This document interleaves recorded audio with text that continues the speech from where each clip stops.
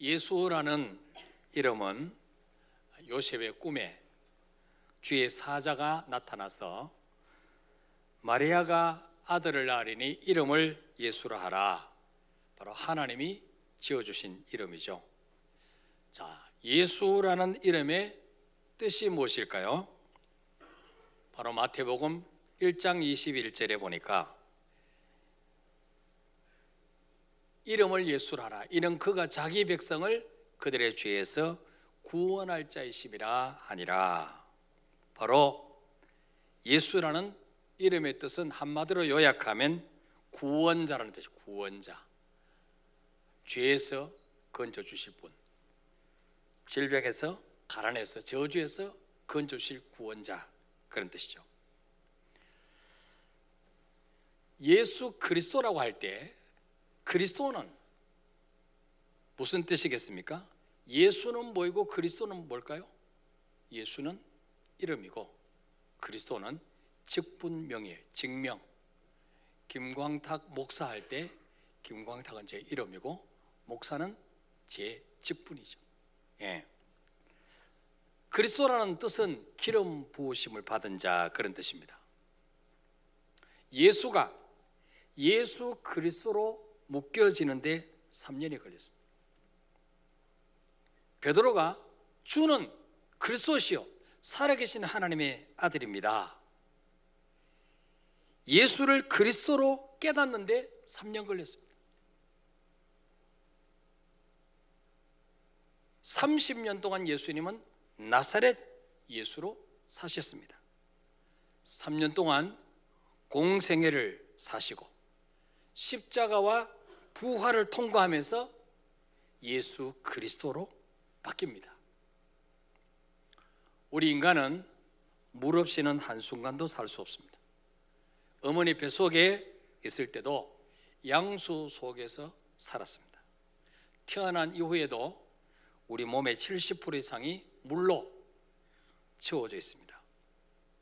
음식이나 밥은 40일 이상 굶어도 살 수 있지만 물을 마시지 않고는 며칠도 버틸 수가 없습니다. 탈수증이 오죠.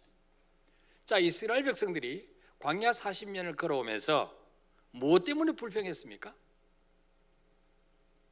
물 때문에. 물 때문에. 마실 물이 없다. 왜 우리를 애굽에서 건져내서 죽게 만드느냐, 목말라 죽겠다. 그때마다 하나님은 큰 바위, 태풍이 불어도 끄떡도 하지 않는 반석을 쳐서 그래서 생수가 터져나오게 하셔서 200만이 넘는 이스라엘 백성들과 짐승까지 다 마시게 하셨습니다. 이거는 과학적으로 계산하면 이해가 안 되는 거죠. 엄청난 물의 양이죠. 그것도 40년 동안. 이스라엘 백성들이 가나안 땅에 정착한 후에 매년마다 광야길 오는 동안에 반석에서 물을 주신 그 하나님의 은혜를 기억하면서 물축제를 했어요. 물축제. 장막절 마지막 날 성전에서 남쪽 4km 떨어진 실로암 연못까지 이스라엘 백성들이 쫙 줄을 연결해서 도열해 있습니다. 제사장들은 금주전자를 들고 실로암 연못에서 물을 길어서 성전 뜰에 마련된 제단에 부었습니다. 이때 이스라엘 백성들은 시편 115편, 118편을 노래하면서 광야에서 반석에서 물을 내신 하나님을 찬양했습니다. 오늘 요한복음 7장 37절, 38절에 보면 바로 장막절 명절 끝날 곧 큰 날에 물의 축제를 하는 그 축제의 한복판에서 예수님이 이렇게 외치십니다. 뭐라고 외치십니까? 누구든지 목마르거든 내게로 와서 마시라. 나를 믿는 자는 성경 이름과 같이 그 배에서 생수의 강이 흘러나오리라, 그렇게 말씀하셨습니다. 여러분, 이 말씀은 이스라엘 백성들이 광야 한복판에서 정말 목이 타들어가는 그 현장에서 주님 하신 말씀이 아니에요. 지금 실로암 샘물로 물 축제를 하고 있는 군중들에게 목마른 자들아 내게로서 마시라, 그렇게 말씀하고 있는 거죠. 군중들이 이해가 안 됐겠죠? 지금 우리는 목 안 마른데요? 왜 주님이 이 말씀을 하시지? 이해가 안 됐을 거예요. 이해가 안 되는 구절은 요한복음 4장에 또 한 번 나와요. 수가성 여인이 우물가에서 물 길러 왔는데 주님이 그 여인에게 다가가셔서 맨 먼저 어떻게 말할 것입니까? 물 좀 주시오. 물 좀 주시오. 이 당시에 유대인 남자들은 사마리아 여자에게 말도 걸지 않습니다. 불결하다고 사람 취급을 하지 않았어요. 근데 유대 남자가 사마리아 여자인 자기에게 말을 거는 거 보니까 이분이 지금 굉장히 목이 마르구나. 그러면서도 한마디 쏘아붙이죠. 내가 보니까 당신은 유대인인데 어찌하여 평소에는 상대도 하지 않던 사마리아 여인에게 물 달라고 하십니까? 이렇게 쏘아붙입니다. 그러자 주님이 뭐라 말씀합니까? 요한복음 4장 10절에서 네가 만일 하나님의 선물과 또 네게 물 좀 달라 네가 누군 줄 알았더라면, 내가 누군지 네가 알았더라면 네가 그에게 구하였을 것이요 그가 생수를 너에게 주었으리라. 아주 이해가 안 되는 말씀하십니다. 이 여인이 얼마나 당황했겠습니까? 아니 좀 전에는 물 좀 달라 그러시더니 이제는 뭐요? 내가 누군 줄 네가 알았더라면 나에게 생수를 좀 주십시오. 구했을 것이요 나는 너에게 생수를 줄 수 있었을 것이다. 이렇게 말씀하죠. 물축제 현장에서도 주님은 누구든지 목마르거든 내게로서 마시라 그렇게 말씀합니다. 자, 주님이 말씀하신 물과 이 당시의 사람들 또 수가성 여인이 이해했던 물은 차이가 있는 거죠. 그 물이 아니에요. 주님이 말씀하신 물은 육신의 갈증을 채워줄 한바가지의 물을 말씀하신 게 아니에요. 영혼의 갈증을 해결하고 인생의 참 만족을 줄 수 있는 생명의 영생수, 영생의 물을 말씀하신 거예요. 오늘날 많은 사람들이 목말라 하고 있습니다. 뭐에 목말라 할까요? 뭐니 해도 머니에 목말라 있습니다. 눈 뜨면 하루 종일 어떻게 해서 돈 벌까? 돈에 목말라 있어요. 명예에 목말라 있습니다. 권력에 목말라 하고 있습니다. 어떻게 하면 좀 더 짜릿한 쾌락을 누릴까? 쾌락에 목말라 합니다. 그래서 요즘 마약 때문에 뭐 전직 대통령 손주, 뭐 전직 고위 분의 장남 이런 사람들이 지금 마약 때문에 매스컴에 떠들고 있습니다. 왜 그렇습니까? 갈증. 주님 만나지 못하면 갈증이 있어요. 뭐라도 해야 돼. 춤에 미치든지 쾌락에 미치든지 돈에 미치든지 명예에 미치든지 권력에 미치든지 사랑과 인정에 목말라 합니다. 이런 갈증들은 바닷물을 마시는 것 같아서 마시면 마실수록 더 목마릅니다. 여러분 돈 좋아하시죠? 저도 좋아합니다. 거룩한 척 하지 마세요. 여러분 어느 만큼의 돈이 있으면 만족하시겠습니까? 아 이제 나는 더 이상 돈 필요 없어. 이제 먹고 살 거 있으니까 괜찮아. 어느 정도 있으면 만족할 것 같아요? 많이 가지면 많이 가질수록 더 가지고 싶은 게 돈이에요. 세계 최대 재벌이었던 록펠러에게 기자가 찾아갔습니다. 회장님 지금의 부에 만족하십니까? 아니요. 어느 만큼 더 있어야 되겠습니까? 조금 더. 이게 우리 인생이에요. 높은 권력을 가지면 만족할 것 같습니까? 더 높이 올라가고 싶어요. 이게 인간의 욕망이에요. 어째서 그럴까요? 예레미야 2장 13절에서 해답을 우리에게 가르쳐주고 있어요. 내 백성이 두 가지 악을 행하였나니 곧 그들이 생수의 근원되는 나를 버린 것과 스스로 웅덩이를 판 것인데 그것은 그 물을 가두지 못할 터진 웅덩이 되리니라 그랬습니다. 여러분 하나님의 생명의 원천이에요. 하나님 손에 죽고 사는 거, 복 받고 화 받는 거, 높아지고 낮아지고 가난하고 부하게 되는 게 다 하나님의 손에 있는데, 그 하나님을 버리고, 나 하나님 없어도 살 수 있어요. 그 하나님을 버리고 스스로 웅덩이를 파는 거예요. 재물의 웅덩이, 행복의 웅덩이, 권력의 웅덩이, 쾌락의 웅덩이를 파는데, 열심히 웅덩이를 파서 많이 저축해 놓은 것 같은데 어느 날 쓰려고 보니까 다 새어나가 버리고 없어요. 터진 웅덩이라. 물을 가두지 못할 터질 웅덩이들을 지금도 파고 있어요. 많은 사람들이. 언제 깨닫습니까? 죽음 앞에 섰을 때, 아, 내가 어리석었구나. 인생의 허물을 느끼게 되는 거죠. 내가 이렇게 살려고 자식들에게 다 쏟아부었던가, 이렇게 살려고 여기에 내 인생을 걸었던가. 그때는 늦었어요. 때는 늦으리. 후회봤자 소용이 없어요. 하나님이 생명의 원천인데 그 하나님을 버리고 내 힘으로 살려고 하니까 얼마나 인생이 고달프겠습니까? 5분의 1도 모르는 내가, 감기 바이러스를 이겨낼 수 없는 내가 내 힘으로 살려고 하니까 얼마나 인생살이가 목마르고 갈증이 나겠습니까?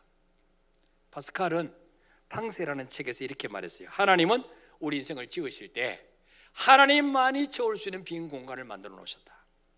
하나님만이 채울 수 있는, 우리는 짐승이 아니에요. 하나님의 형상으로 만들어진 영혼이 있는 존재예요. 그래서 영이신 하나님을 만나지 않고는 온갖 것을 다 쏟아부어도 만족이 없어요. 참 행복이 없어요. 그래서 뭐예요? 이 하나님만으로 채울 수 있는 빈 공간에 하나님을 만나지 못한 사람들이 뭘로 채우려고 합니까? 돈으로 채우려고 해요. 명예로 채우려고 해요. 권력으로, 쾌락으로 채우려고 해요. 그러니까 노력하면 할수록 더 큰 공허를 느끼게 되는 거예요. 쾌락을 위해서 이것저것 다 해보고 더 어떻게 하면 더 짜릿한 맛을 느낄 수 있을까? 마약까지 하잖아요. 뽕 주사를 봐요. 뽕 주사 맞으면 뿅 간다는 거예요. 결국 폐인이에요. 폐인. 마약에 중독되면요, 가만히 있는데 오줌을 줄줄 쌉니다. 완전 폐인이 돼요. 동성애 전부 다 그거 아닙니까? 하나님 만나지 못하니까 쾌락으로 풀려고 하는 거죠. 그런데 이런 것들은 가지면 가질수록 더 허무한 거예요. 그래서 예수님이 수가성 여인에게 요한복음 4장 13절 14절에서 이 물을 마시는 자마다 다시 목마르려니와 내가 주는 물을 마시는 자는 영원히 목마르지 아니하리니 내가 주는 물은 그 속에서 영생하도록 솟아나는 샘물이 되리라. 이 세상 물 아무리 많이 마셔봐 또 갈증나. 이 땅의 양식 먹을 때는 배부르지만 몇 시간 지나면 금방 배고파요. 또 먹어야 살 수 있어요. 근데 이 땅의 양식은 우리를 죽게 만드는 사약이에요. 결국은 안 죽으려고 먹는데 결국 먹고 먹다 보면 결국 죽어요. 양식 먹고 죽어요. 양식 먹고. 물도 마찬가지예요. 그래서 요한복음 6장 35절에서 예수님 말씀합니다. 나는 생명의 떡이니 내게 오는 자는 결코 줄이지 아니할 테요 나를 믿는 자는 영원히 목마르지 아니하리라. 51절에서는 나는 하늘에서 내려온 살아있는 떡이니 이 세상의 모든 인간들은 땅에서 났어요. 예수님은 하늘에서 내려오신 분이에요. 살아있는 떡이다. 죽은 떡이 아니에요. 푹 쪄서 죽은 떡이 아니에요. 살아있는 떡이니 사람이 이 떡을 먹으면 영생하리라. 영생. 내가 줄 떡은 세상의 생명을 위한 내 살이니라. 내 살. 요한복음 6장 54절에 내 살을 먹고 내 피를 마시는 자는 영생을 가졌고 영원한 생명을 가졌고 마지막 날에 주님 재림하실 때 내가 그를 다시 살리리니 내 살은 참된 양식이요 영원히 살게 하는 양식이요 내 피는 다시는 목마르지 않는 참된 음료로다. 그렇게 말씀하고 있어요. 예수님이 십자가에서 흘리신 피는 우리로 하여금 영원히 갈증나지 않게 만드는, 영원히 목마르지 않게 만들어주시는 참된 음료라고 말씀하고 있습니다. 사도바울도 고린도서 10장 1절에서 4절에서 우리 조상들이 다 구름 아래 있고 바다 가운데로 지나며 홍해죠, 모세에게 속하여 다 구름과 바다에서 세례를 받고 다 같은 신령한 음식을 먹으며, 이 신령한 음식이 뭐예요? 하나님이 직접 만드신 만나, 이거 다 먹었어요. 그리고 4절에 다 같은 신령한 음식을 마셨으니 이는 그들을 따르는 신령한 반석으로부터 마셨으며 그 반석은 곧 그리스도라. 예, 구약시대 광야 40년 오면서 이스라엘 백성들이 목마르다 불평할 때마다 지팡이로 반석을 쳐서 생수를 터뜨려서 마시게 하셨는데, 그 반석이 누구냐? 신약의 예수 그리스도란 거예요. 현대 성경에는 4절 말씀을 이렇게 번역하고 있어요. 그들이 마신 물은 그리스도께서 주신 물이었습니다. 그리스도는 능력 있는 바위로서 그들과 함께 계셨는데 그들은 바로 그 바위에서 흘러나오는 물을 마시고 새로운 힘을 얻었습니다. 40년 동안 그 땡볕에서 40도가 넘는 뜨거운 땡볕을 걸어오면서 어떻게 힘을 얻었습니까? 어떻게 지치지 않고 쓰러지지 않고 영양실조 걸리지 않을 수 있었습니까? 바로 주님이 주시는 그 반석에서 흘러나오는 물을 마시고 새 힘을 얻어서 40년을 광야길을 갔다는 거예요. 메마른 광야에서 자신을 쪼개져서 생명수를 냈던 그 반석이 바로 십자가에서 당신의 몸을 쪼개어서 보혈을 흘려서 우리에게 영생을 주시는 예수 그리스도라고 성경은 우리에게 말씀하고 있습니다. 십자가에 높이 달려 죽으시면서 찢어진 그 예수님의 육체로부터 흘러나온 그 피가 바로 영원히 목마르지 않게 하는 생명수다, 생수다고 말씀하고 있어요. 그런데 이 당시에 수가성 여인이나 이 당시에 그 장막절 축제 때 참여했던 사람들은 무슨 말씀인지 이해가 안 됐을 거죠. 바로 그 피가 내 죄와 저주를 대신 짊어지고 가시려고 흘리신 그 보혈로 믿고 그 예수님을 나의 구원자로 영접할 때 우리의 모든 허물과 죄는 다 용서받고 그 순간에 영적으로 죽었던 우리 영혼과 육체가 다시 살아나서 하나님이 예비하신 천국에 가서 영생을 누리게 되는 것입니다. 뿐만 아니라 그 피가 나를 살리고 내 죄를 해결하고 죽으신 피로 믿고 영접할 때 이 땅에 사는 동안에도 하나님의 자녀의 권세를 누리며 천국의 기쁨을 누리며 살 수 있다는 것입니다. 예수님은 저와 여러분에게 영원히 목마르지 않은 이 생수를 주시려고 십자가에서 6시간 동안 매달려서 물과 피를 다 쏟아주신 것입니다. 전혀 목말라 하실 이유가 없는 물을 만드신 그분이 요한복음 19장 28절에서 뭐라 말씀합니까? 내가 목마르다, 내가 목마르다고 절규하셨어요. 왜 목마를 이유가 없는 그분이 목말라 하셨습니까? 저와 여러분의 목마름을 대신 짊어지고 가시려고. 그 십자가 달리기 전에 채찍에 맞아서 살점이 다 떨어져 나가고 몸에서 피가 낭자 있는데 그 몸으로 십자가에 달리셨을 때 온갖 독충들이 예수님 피를 빨아먹으려고 몸에 붙어서 피를 빨아먹었습니다. 그러니까 피가 3분의 1 이상 빠지면 죽게 돼요. 갈증이 생기죠. 그래서 내가 목마르다 그러셨습니다.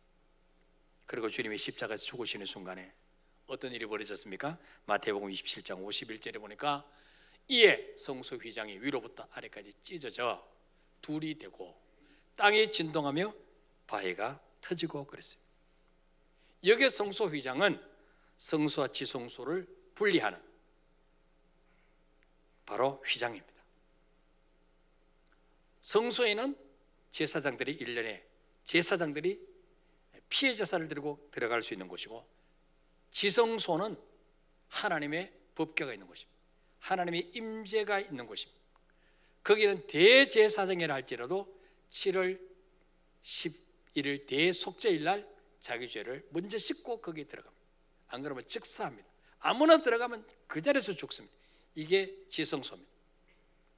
그런데 주님이 십자가에 죽으실 때 그 성소와 지성소를 가로막고 있는 휘장이 위에서 아래로 찢어져서 둘이 됐다.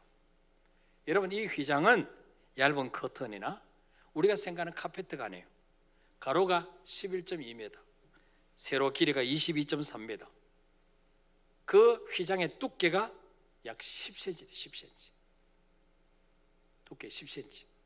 그래서 말 4마리를 4귀퉁이에 묶어서 달려도 찢어지지 않는 그런 두꺼운 카펫입니다. 그런데 이것이 언제 찢어졌냐? 예수님이 십자가에 달리셔서 다 이루었다, 테텔레스타이, 이 선언하시고 운명하시는 순간에 성전의 휘장이 위에서 아래로, 아래에서 위로 찢은 게 아니에요. 그러면 사람이 찢었다 할 수 있어요. 위에서 아래로 찢어져서 이제는 뭐요? 하나님 만나는 길이 열리게 된 것입니다. 하나님이 이 순간을 얼마나 기다렸는지 모릅니다. 이 순간을 위해서 외아들 독생자를 이 땅에 보내신 것입니다. 인간이 짐승과 다른 게 뭐예요? 하나님의 형상대로 영혼 있는 존재로 지음받았기 때문에 하나님을 만나지 않고는 온갖 것 다 가져도 행복이 없습니다. 대통령 손자라고 행복한 게 아니에요. 대통령 아들은 행복한 게 아니에요. 하나님을 만나야 영적인 목마름이 해결될 수 있는데 예수님은 십자가 위에서 바로 이 문제를 해결해 주신 것입니다. 성경을 보면 예수님께 나갔던 사람들은 모두 자신들의 목마름을 해결받은 것을 보게 됩니다. 여러분, 여리고에 사는 세리장 삭개오는 돈에 목말랐습니다. 인정에 목말랐습니다. 키도 작고 볼품도 없습니다. 그래서 뭐요?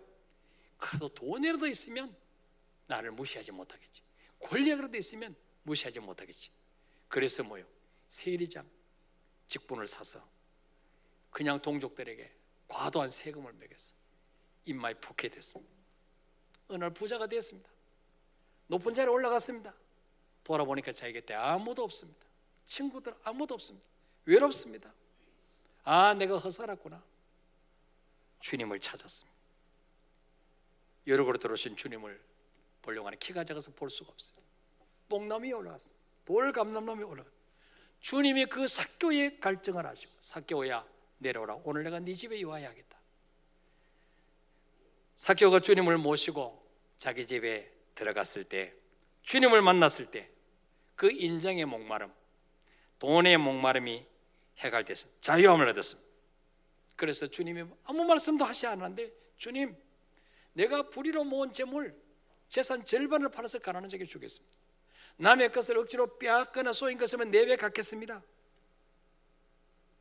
인정의 자유에서, 돈의 자유에서, 돈의 갈증에서 자유함을 누리게 되죠.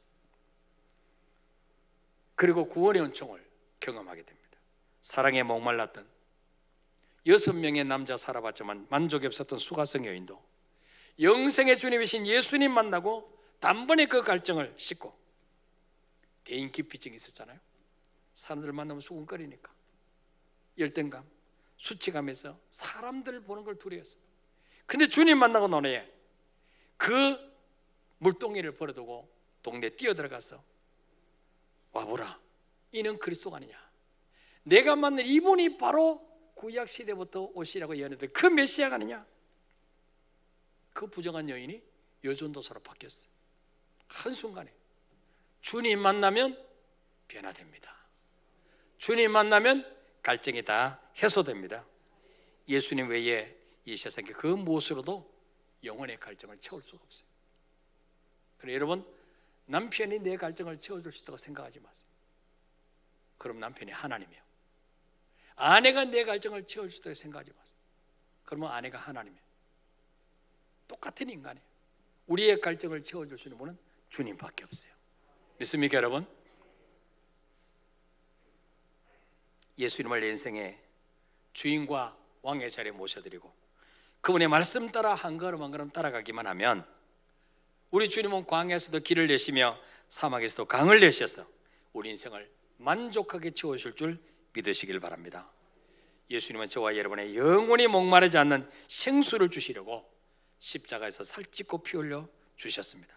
그 예수님을 나의 구원자로, 내 인생의 주인과 왕으로 모셔드리시길 바랍니다.